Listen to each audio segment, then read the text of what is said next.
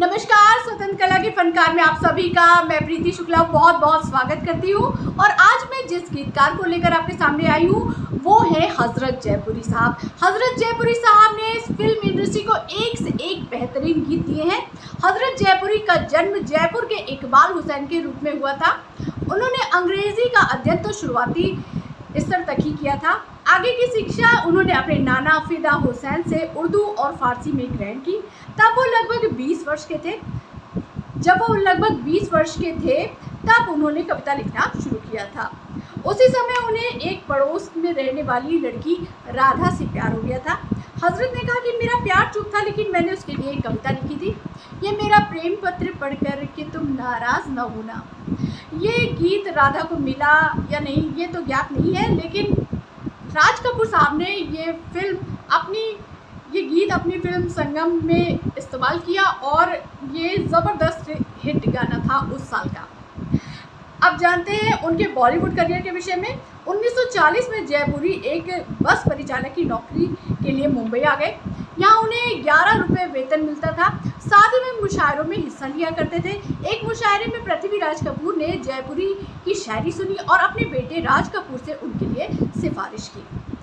राज कपूर उन दिनों शंकर जयकिशन के साथ एक संगीतमय कहानी बरसात की योजना बना रहे थे। जयपुरी ने फिल्म के लिए अपना पहला गीत जिया बेकरार है लिखा और दूसरा गीत छोड़ गए बालम था। शैलेंद्र के साथ जयपुरी ने 1971 तक राज कपूर की सभी फिल्मों के लिए गीत लिखे। जयकिशन की मृत्यु के बाद तथा मेरा नाम जोकर और कल आज और कल की असफलताओं के बाद राज कपूर ने अन्य गीतकारों और संगीत निर्देशकों की ओर रुख किया। हालांकि वे प्रेम रोग में हजरत जयपुरी साहब को लेना चाहते थे और उन्होंने बाद में फिर राम तेरी गंगा मैली में उनको गीत लिखने का अवसर दिया और उन्होंने एक बहुत खूबसूरत गीत लिखा था, सुन साहिबा सुन। इसके अलावा हिना फिल्म में भी उन्होंने हजरत जयपुरी साहब को मौका दिया, राज कपूर साहब ने। और इनके गीतों को जब आप सुनेंगे तो आप खुद कहेंगे कि कितने खूबसूरत गीत इन्होंने फिल्म इंडस्ट्री को हमारी दिए हैं। कुछ गीतों को मैं आपके सामने बताती हूँ। बहारों फूल बरसाओ, जिया बेकरार है, अजीब दास्तां है, ज़िंदगी एक सफ़र है सुहाना, तेरी प्यारी प्यारी सूरत को किसी की नज़र ना लगे, पंख होते तो उड़ाते रहे, आओ ट्विस्ट करे सुन साहिबा सुन, बदन पे सितारे लपेटे हुए।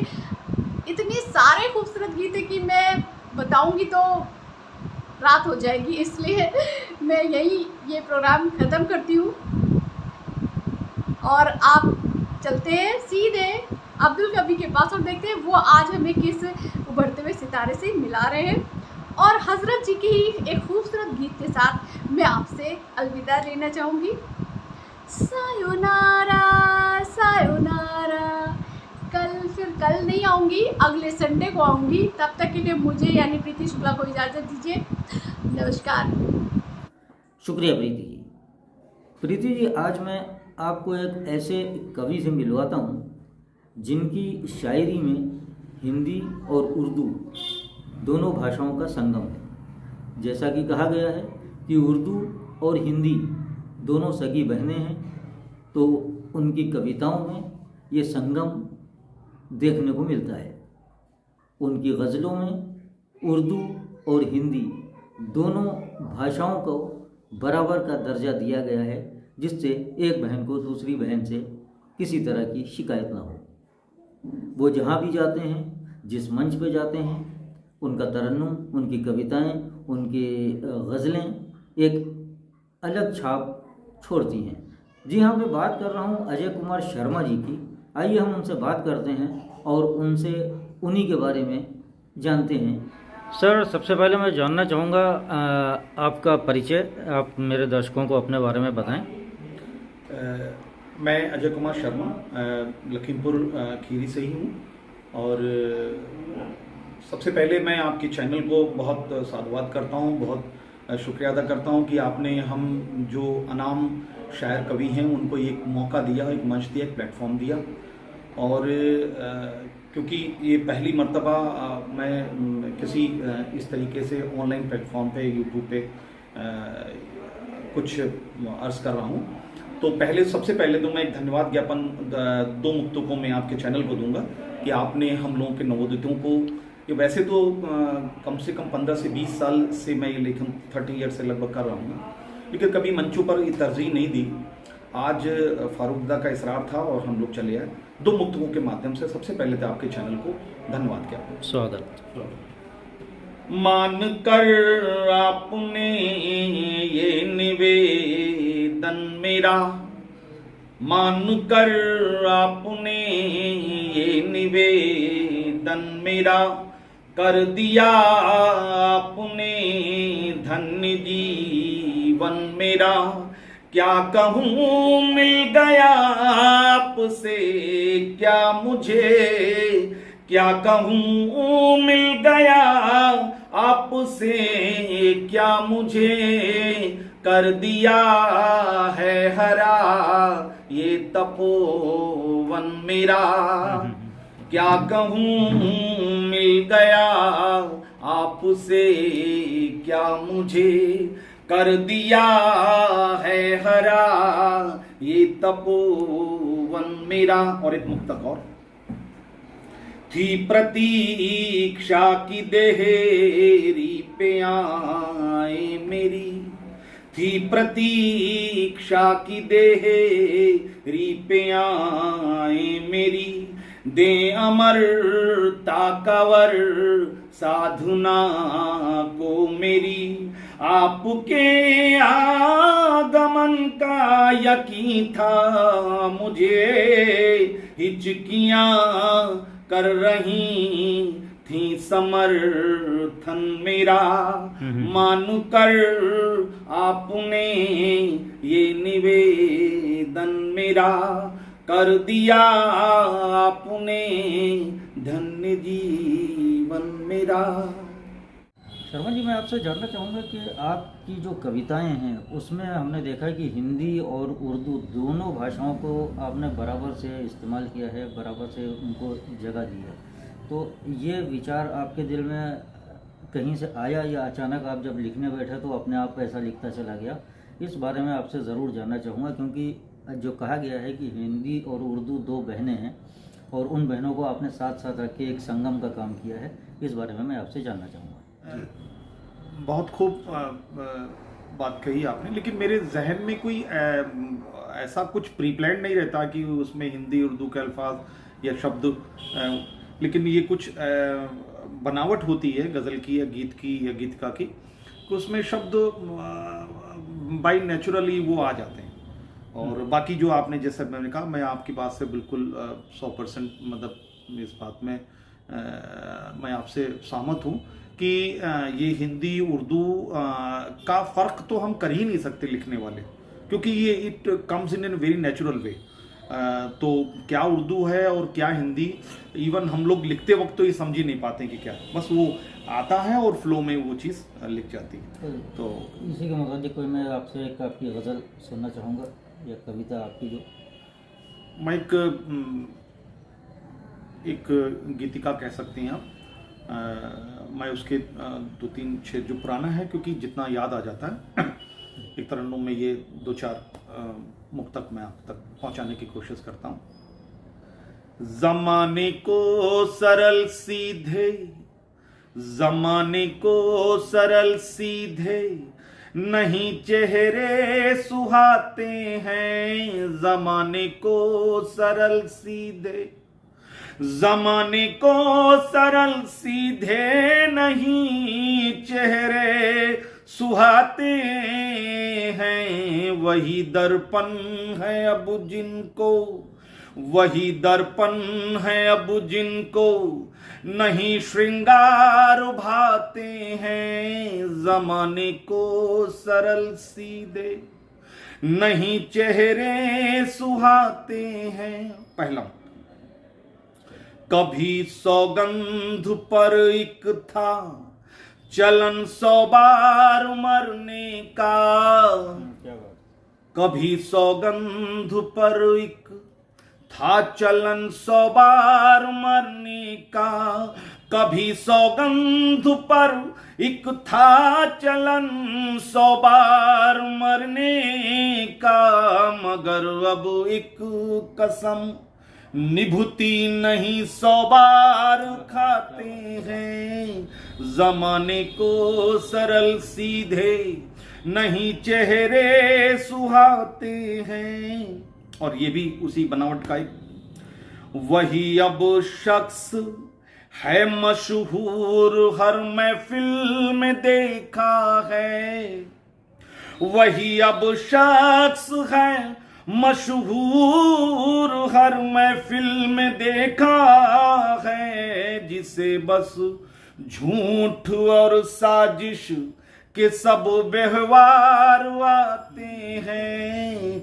जमाने को सरल सीधे नहीं चेहरे सुहाते। इसी में मुझे एक बंदा और याद आता है, थकन से चूर मुझसे, ये शेर कह लें या ये बंद कह लें, ये मुझे बहुत पुराना था। मैं जब हम लोग के स्ट्रगल के टाइम हुआ करते थे तो संडे मंडे ट्यूसडे कुछ मालूम नहीं, सब एक जैसे हुआ करते थे। आज हम लोग संडे को सेलिब्रेट करते हैं। थकन से चूर मुझसे एक दिन सप्ताह ने बोला, थकन से चूर मुझसे, थकन से चूर मुझसे एक दिन सप्ताह ने बोला, बड़ी किस्मत से जीवन में अजय इतवार आते हैं। जमाने को सरल सीधे नहीं चेहरे सुहाते हैं। वही दर्पण है अब जिनको नहीं श्रृंगार भाते हैं। जमाने को सरल। वैसे धन्यवाद सर। आप कवि हैं और सारी कविताएं आपकी हैं, जाहिर है कि आपको सब पसंद होंगी, लेकिन मैं आपसे कोई आपकी और रचना सुनना चाहता हूं जो आपने मंच पे पढ़ी हो और आपका पब्लिक को भरपूर प्यार मिला हो, या जो आपकी सबसे ज़्यादा पसंदीदा कविता हो या गज़ल हो या गीत कोई भी, वो मैं ज़रूर अपने दर्शकों को सुनाना चाहूँगा। मैं कोशिश करूंगा, क्योंकि मंचीय अनुभव बिल्कुल सच में बयानी करूं तो मंचीय अनुभव मेरे पास नहीं है। कुछ अर्सा पहले 15-20 साल पहले मैंने लोकल में कुछ नशेस वगैरह या अपनी छोटी मोटी मुशायरा और कवि गोष्ठी वगैरह पढ़ी। लेकिन जहाँ तक आपने कहा कि मेरी पसंदीदा, मैं कोशिश करता हूँ कि अगर मैं ढूंढ पाऊँ तो मैं एक गीत, जैसा आपने मेरे को ये आज्ञा सुनाने के लिए अनुमति दे रहे हैं, एक गीत तो बहुत पुराना गीत है और मैं सच बताऊं तो ये मेरे पिताजी का जब स्वर्गवास हुआ था तो उस रात ये सहसा मेरे दिमाग में आया था, क्योंकि पहली बार हमने मैं घर में सबसे छोटा था और पिताजी को हमने खोया। तो जो बाबा लोग थे तब उस समय ये एहसास नहीं था कि कोई अपना चला जाता है तो कितना दर्द होता है, कितना तन्हाई, कितना अकेलापन महसूस होता। उसी से वाबस्ता होकर मैंने एक गीत मैं चाहता हूँ, अगर आपने इसरार किया तो मैं कोशिश करता हूँ आपके सामने रखने की। तुमसे सीखा हंसना मैंने, तुमसे सीखा हंसना मैंने, लेकिन आज रुलाया क्यों। तुमसे सीखा हंसना मैंने, लेकिन आज रुलाया क्यों। इतनी दूर चले जाना था, इतनी पास बुलाया क्यों। तुमसे सीखा हंसना मैंने, लेकिन आज रुलाया क्यों। इतनी दूर चले जाना था, इतनी पास बुलाया क्यों। इतनी पास बुलाया क्यों।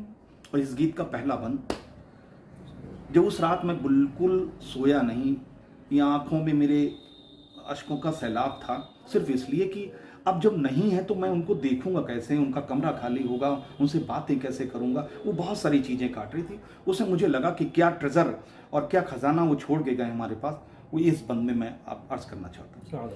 तेरी यादें खत तेरे कुछ केवल बच्चा खजाने में, तेरी यादें खत तेरे कुछ केवल बच्चा खजाने में, नींदे दिल का चैन खो गया तेरे ख्वाब सजाने में। तेरी यादें खत तेरे कुछ केवल बच्चा खजाने में, नींदे दिल का चैन खो गया तेरे ख्वाब सजाने में।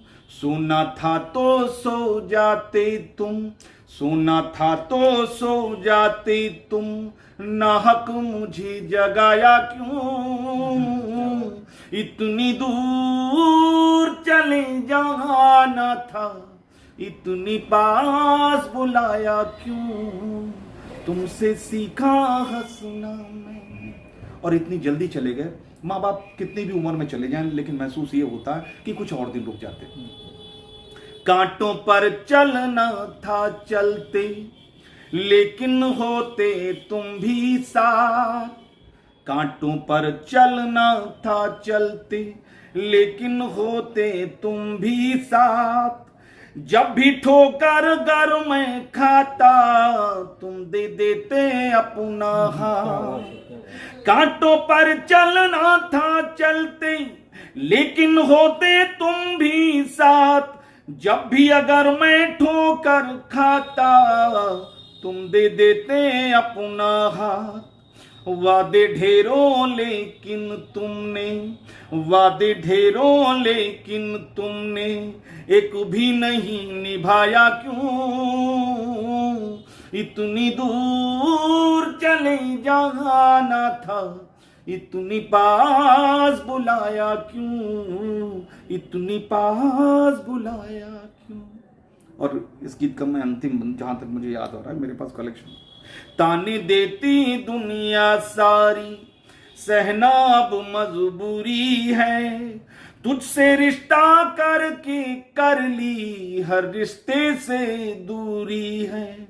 ताने देती दुनिया सारी, सहना अब मजबूरी है, तुझसे रिश्ता करके कर ली हर रिश्ते से दूरी है।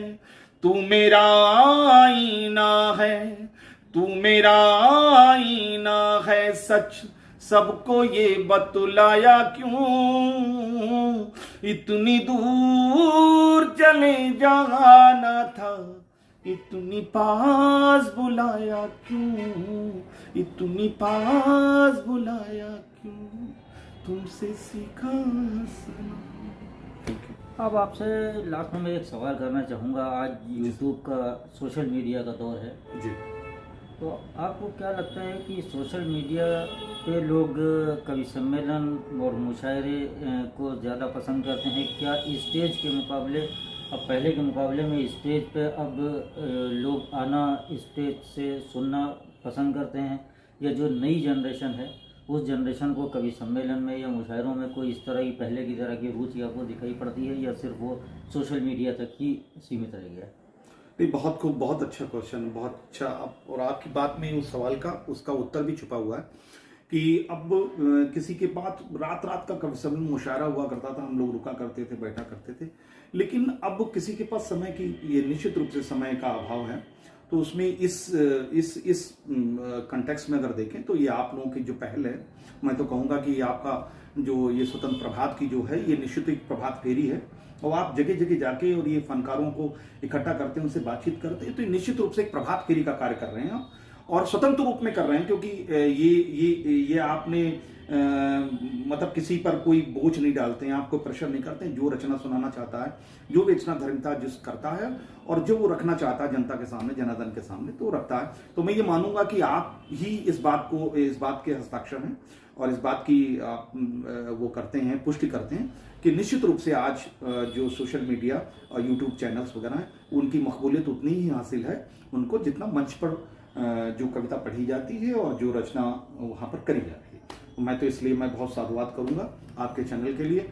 और निश्चित रूप से ये बहुत बड़ा काम आप कर रहे हैं। हमारे जैसे छोटे रचनाकार जिनका काम खत्म हो चुका था 15-20 साल, आज वाकई में मैं आपसे बात शेयर करूं कि 15-20 साल के बाद मैं कहीं पर ओपनली यूट्यूब पे, मेरा यूट्यूब चैनल बना हुआ अजय कुमार शर्मा के नाम से, अजय कुमार शर्मा के नाम से, तो मैं ये कहूँगा और मैं बहुत बहुत साधुवाद करता हूँ कि आप इन फनकारों को, साहित्यकारों को, रचनाकारों को, जो छोटे छोटे हैं, छोटे छोटे रचनाधर्मिता अपने अपने क्षेत्रों में कर रहे हैं, उनको आप एकत्र कर रहे हैं, एक चैनल पे ला रहे हैं और फिर दुनिया के सामने उनको आप रख रहे हैं, तो उनकी पहचान बन रही।